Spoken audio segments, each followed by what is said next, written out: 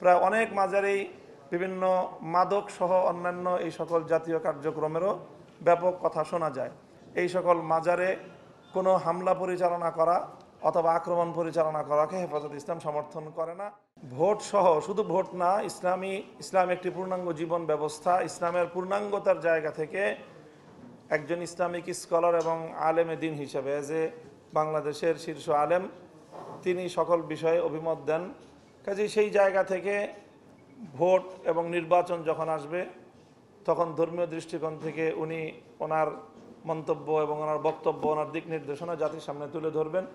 সেই বিষয়ে যে কেউ তার বক্তব্য তুলে ধরতে পারে এবং দেশের মানুষ আলেম ওলামাদের এই সকল ধর্মীয় বক্তব্য তারা তাদের মতো করে বিশ্লেষণ করবে এবং মূল্যায়ন করবে ইনশাআল্লাহ।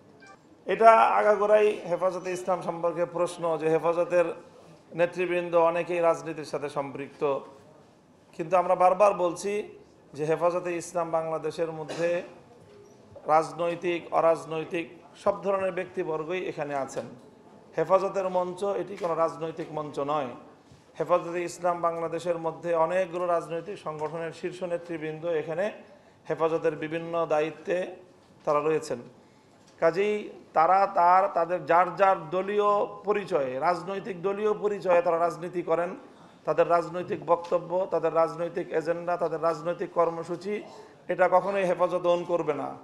এটা সবাই যার যার দলীয় প্ল্যাটফর্ম থেকে তারা করেন এবং তার দলীয় প্ল্যাটফর্ম এটার জন্য দায়ী বা তার দায় নিবে। হেফাজতে ইসলাম বৃহত্তর অরাজনৈতিক একটা প্ল্যাটফর্ম। কাজেই হেফাজতে ইসলামের কোনো নেতা যদি কোনো রাজনৈতিক তৎপরতার সাথে সম্পৃক্ত হন, সেটি তার দলীয় পরিচয় করেন, হেফাজতের পরিচয় করেন না। হেফাজতে ইসলাম বাংলাদেশ আগাগোড়াই একটি শান্তিপ্রিয় এবং দায়িত্বশীল সংগঠন। মাজারকে কেন্দ্র করে আমাদের বাংলাদেশে ঐতিহ্যগতভাবে অনেক শরিয়া বিরোধী, অনইসলামিক, দেশ বিরোধী এবং দেশের সামাজিকতা বিরোধী অনেক কার্যকলাপ হয় বলে আমরা জানি। প্রায় অনেক মাজারেই বিভিন্ন মাদক সহ অন্যান্য এই সকল জাতীয় কার্যক্রমেরও ব্যাপক কথা শোনা যায়।